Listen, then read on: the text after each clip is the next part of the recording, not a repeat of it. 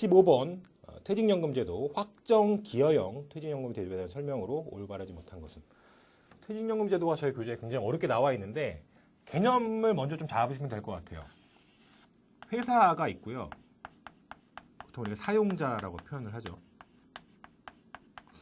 퇴직연금이 이렇게 있는 거죠. 금융기관. 하지만 얘는 별도의 객체라고 보시면 되겠고, 근로자. 이렇게 수정이 되나? 이렇게 근로자가 있습니다. 자, 회사가 퇴직연금 제도 어떤 통장도 좋고 금융기관도 좋고 여기다가 돈을 납부를 하는 거죠. 얘를 우리는 컨트리뷰션이라고 얘기를 합니다. 부담금. 그러면 근로자가 퇴직했을 때 이 제도, 이 기관에서 이 사람한테 근로자한테 퇴직금을 지급하는 거, 이걸 베네피셔리라고 얘기를 해요. 자, 그래서 우리가 고정할 게 컨트리뷰션, 그러니까 defined DC형과 DB형이 있지 않습니까? 그렇죠? 이게 이제 확정되었다 그런 뜻이고, 확정할 게 두 가지밖에 없어요. 컨트리뷰션이 확정되느냐, 혹은 같은 구조인데 회사고 퇴직연금 제도, 금융기관이고 근로자고 마찬가지로 부담금을 납부하고 퇴직금을 수령하고 얘가 확정되는 형태, 얘가 확정되는 형태. 그렇죠? 두 가지밖에 없겠죠. 얘가 DC형이고요. defined, 확정됐다. 뭐가 contribution이 확정됐다. 얘가 DB형이라고 보시면 될 것 같아요. 자, DB형 먼저 설명을 드리면요. 회사는 퇴직연금에 돈을 납부를 합니다. 확정됐다는 거 뭐냐? 이거는 기존에 우리가 알고 있던 퇴직금 제도랑 똑같습니다.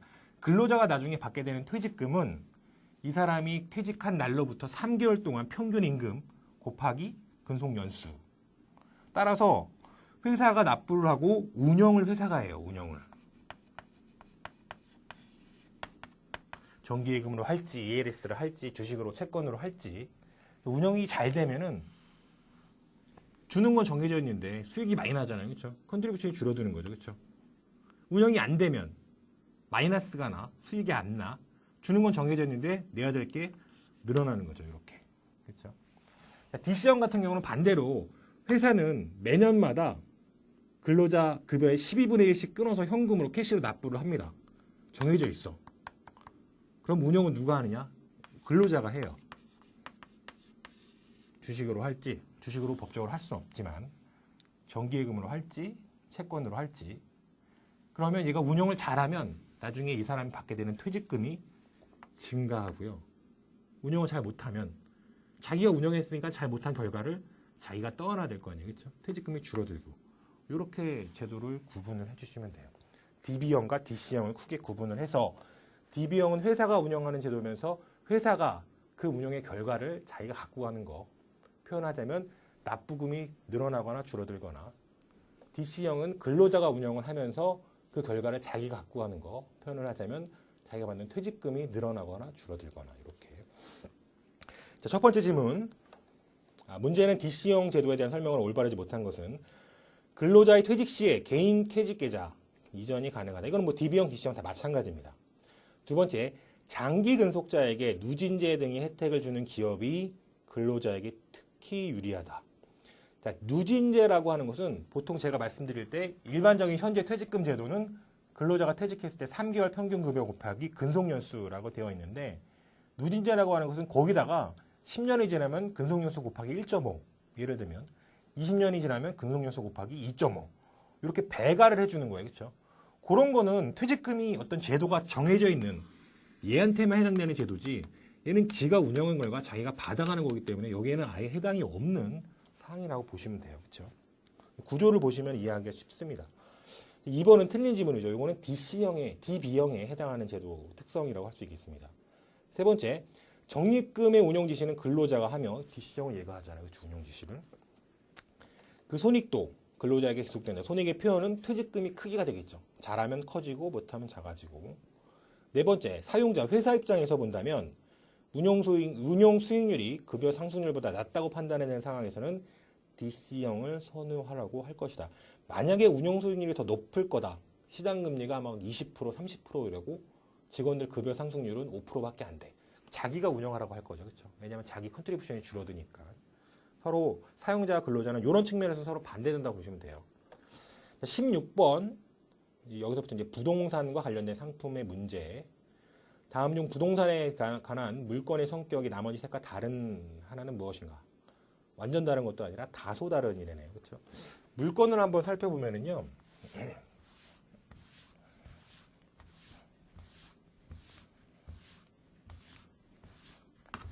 제가 뭐 특별한 표를 그릴 건 아니고 저희 교재에 제시되어 있는 표 정도인데 요 정도는 저희가 이제 머릿속에 넣고 뭔가를 바라봐야 되지 않을까. 우리 물건은 크게 점유권과 본권으로 나누게 됩니다. 점유권, 뭐 내 거 아니더라도 내가 내 손에 있으면 점유권이 있는 그런 권리예요. 본권은 진정한 소유권과 같은 권리. 소유권은 다시 또 소유권과 방금 얘기했지만 제한 물권으로 나뉘게 돼요. 소유권은 내 거면서 내가 완벽하게 지배하는 배타적인 권리. 제한 물권은 일정 부분만 권리가 있는 거예요. 그래서 크게 두 가지로 사용 가치를 지배하는 용의 물권이 있고 교환 가치를 지배하는 담보 물권이 있습니다. 뭔가 소유가 내 건 아니지만 내가 사용할 수 있는 권리가 있다는 얘기고 소유가 내 건 아니지만 뭔가 환가해서 내 돈으로 취할 수 있는 권리가 있다는 얘기. 용의 물권은 뭐 지상권, 지역권, 전세권 이렇게 나누고요. 담보 물권은 우리가 잘 아는 유치권, 질권, 저당권 이 정도로 보시면 되실 것 같아요. 이 정도로는 기본적으로. 그래서 16번 문제 보시면 1번과 2번과 3번 지상권, 지역권, 전세권은 뭔가 사용할 수 있는 권리를 지배하는 용익 물권에 해당이 되고 물권 중에 저당권은 담보 물권에 해당이 된다 라고 보실 수 있을 것 같습니다. 17번 문제고요. 다음 중 현금으로 환입법에 대한 설명으로 올바른 것은 맞는 것을 고르는 거네요. 그렇죠? 첫 번째 가번. 현금 유익을 파악할 때는 운용에 의한 현금 흐름으로서 매년 납세 후 현금 흐름과 매도에 의한 현금 흐름. 그러니까 기간제가 내가 10년을 보유한다고 한다면 10년 동안 뭔가 운용해 갖고 들어오는 돈 그리고 10년 후에 팔아 갖고 들어오는 돈 두 개를 다 고려해야 된다. 그런 얘기가 되겠죠. 문제가 없는 그런 지문인 것 같습니다. 1번은 동그라미. 4번. NPV로 평가를 할 때 부동산 투자의 위험이 크면 클수록 더 낮은 할인 이율을 적용하여 평가해야 된다. 얼핏 보면 맞는 것 같아요. 그렇죠? 부동산의 가치를 평가할 때 NPV가 됐든 DCF가 됐든 뭐가 됐든 부동산이 벌어들이는 현금 흐름을 어떤 할인율로 뭐 이런 식으로 평가를 하는 거죠. 그렇죠? 만약에 위험이 높다고 한다면 자, 저거 한 채 빌려줘가지고 1년에 임대 수익 100만 원이긴 한데 못 받을 확률이 굉장히 많아요. 그 사람 집에도 잘 안 들어오고 보이지도 않아. 두 가지 방법이 있죠. 결국 위험이 높은 것들은 목적이 부동산의 가치를 낮춰줘야 돼요. 그렇죠? 임대 수익이 잘 안 들어오는 부동산이니까. 두 가지 방법이나 첫 번째는 캐시플로우를 조정하는 방법. 또 100만 원이지만 너 50만 원밖에 안 갚을 것 같아. 얘를 조정하면 되죠. 줄어들어요. 그렇죠? 두 번째는 얘는 납두고 할인율을 높여주는 방법이 있어요. 그렇죠? 100만 원이지만 10%를 할인하는 게 아니라 50%를 할인해가지고 부동산의 가치를 뚝 떨궈주는 방법. 즉 다시 정리를 하면은 해당 부동산에 대한 위험이 높다고 한다면 그 부동산을 환원할 때 할인율을 높여줘가지고 부동산의 가치를 떨궈줘야겠죠. 이렇게 그런 관계가 있죠. 다시 위험이 크면 클수록 낮은 할인율이 아니라 더 높은 할인율을 적용해서 결론적으로 부동산의 가치가 낮아져야 되잖아요. 그렇죠? 2번은 틀렸네요. 그렇죠? 4번 IRR 내부 수익률을 평가할 때 비교 대상은 요구 수익률 또는 다른 투자안이 내부 수익률이 된다. 그렇죠? 내부 수익률 그 부동산이 갖고 있는 고유의 수익률 요구 수익률은 투자자가 원하는 수익률 따라서 투자자가 원하는 수익률보다 부동산이 갖고 있는 수익률이 더 높아야 투자를 하는 거죠. 그렇죠? 혹은 다른 부동산과 비교를 할 때 더 높은 내부 수익률을 갖고 있는 자산에 먼저 투자를 하게 되겠죠. 답번도 맞는 지문이네. 그렇죠? 라번 현금 유입의 현재 가치가 120, 현금 유출의 현재 가치가 100이라고 한다면 수익성 지수로 평가한 결과와 NPV로 평가한 결과는 다르게 나타난다. NPV 현금 유입의 현재 가치 마이너스 현금 유출의 현재 가치. 본권에서 120 마이너스 100 플러스 20이네. 얘가 0보다 크다면 투자를 하는 거죠. 그렇죠? 투자의 의미가 있는 거잖아. 수익성 지수법 현금 유입의 현재 가치를 현금 유출의 현재 가치로 나눠준 거야. 1.2 얘는 판단 기준이 1보다 크다면 투자 결정을 하는 거죠. 이렇게 그렇죠? 두 결과가 같네요. 그렇죠? 라번도 틀린 지문. 그래서 가번과 다번이 맞는 2번을 우리가 정답으로 체크를 할 수가 있습니다. 18번 문제. 다음 중 국토계획 및 이용에 관한 법률 2003년에 시행된 정하고 있는 용도 지역이 아닌 것은 뭐 히스토리가 좀 있는 문제인데 현재 국토계획법에서는 4가지 용도 지역을 말하고 있죠. 도시지역, 관리지역, 농림지역, 자연환경 보전지역. 예전에는 중간에 관리지역이 없었고요. 준도시, 도시도 아닌 것 같고 준농림, 농림이라고 말하기는 좀 애매하고 이런 것들이 있었는데 준자 붙었던 걸 다 없애가지고 관리지역으로 편입했습니다. 그래서 현재는 4가지 용도지역밖에 없다. 좀 히스토리가 있는 그런 문제였고요. 19번 문제. 다음 주어진 정보를 이용하여 비용 접근법 측면에서 평가한 건물의 가격은 무엇인가? 비용 접근법은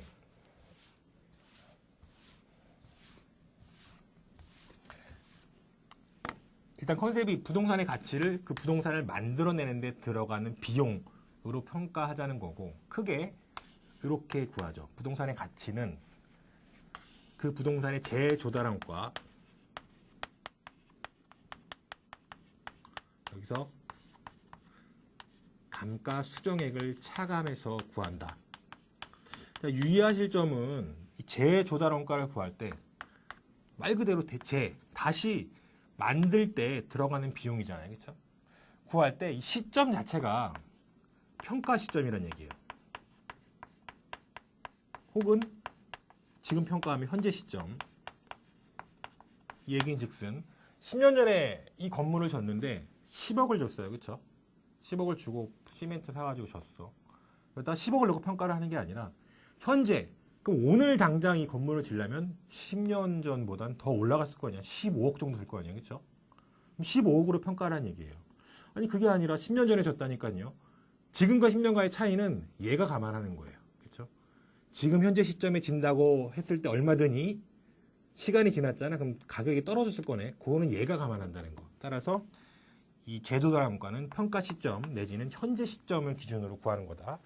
그게 가장 포인트라고 보시면 될 것 같아요. 따라서 문제를 한번 읽어보니까요. 2013년에 건축을 했고요. 지금은 2015년, 2년 지났네. 그쵸? 건축 시점, 2013년에는 2억 들어서 지었는데 지금 그거 똑같은 거 지으려고 했더니 평가 시점에서는 3억 원이 된대요. 그럼 우리는 무조건 3억 원으로 가야 된다. 3억 원. 3억 원을 기준으로 출발을 하는데 여기가 3. 좀 이상하네. 마이너스 아닌데. 감가 수정은 어떻게 해야 되느냐. 5년이 지났어요. 잔존가치. 5년이 지나면 빵원이 되는 거. 따라서 2013년, 14년, 2년 지났으니까 5분의 3만큼 줄었겠지. 얘는 3 곱하기 5분의 2년이 지났으니까 2. 이렇게 되겠죠. 말을 거꾸로 했네. 이렇게 구해보시면 1.8이 나옵니다. 만약 우리가 2억 원 건축 시점에 재도자 원가를 쓰면은 당연히 지문에 있겠죠. 1.2억 원이 나오는데 이건 함정이다. 비용 접근법은 재도자 원가를 구할 때 평가 시점 혹은 현재 시점의 가치로 시작을 한다. 그렇게 이해를 하시면 될 것 같습니다. 자, 20번 문제. 부동산 투자 회사 리츠 자산 운용과 그에 대한 규제에 대한 설명으로 올바른 것은 무엇인가? 자, 일반적으로 국내 소재 주택의 경우에는 취득한 후 3년 이내에 국내 소재 주택 이외의 부동산의 경우에는 취득한 후 1년 이내에 처분이 불가능하다. 굉장히 유명한 조항이에요. 왜냐하면 펀드는 부동산 펀드 리츠는 투기꾼이 아니기 때문에 샀다 팔았다 이런 거 하지 말란 거야. 그렇죠? 두 번째 맞는 지문이고요. 두 번째 나머지를 한번 고쳐볼게요. 증권시장에서 주식을 상장한 후에만 리츠 같은 경우 상장한 후에만 여기까지로 오케이. 총 자산의 70%까지 부동산 개발 사업에 투자가 가능하다. 30%까지 투자가 가능하고요. 다만 개발 전만 부동산 투자 회사는 규정이 70%를 초과하여 투자가 가능하다라고 되어 있기 때문에 얘는 100% 투자가 가능하다. 이렇게 보시면 돼요. 다시 증권시장에 주식을 상장한 후에만 총 자산의 30%까지만 부동산 개발 사업에 투자가 가능하다. 참고적으로 개발 전문 부동산 투자 회사의 경우에는 70%를 초과해서 부동산 개발 사업에 투자할 수 있다. 세 번째, 원칙적으로 다른 회사의 의결권 있는 주식을 5%가 아니라 10% 초과해서 투자하면 안 됩니다. 이건 부동산뿐만 아니고 모든 펀드가 다 그래요. 차입금 및 사채 발행은 자기자본의 4배가 아니라 2배를 초과할 수 없다. 이런 규정들.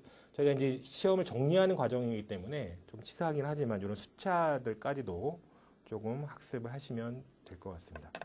여기까지 해서 마치도록 하겠습니다.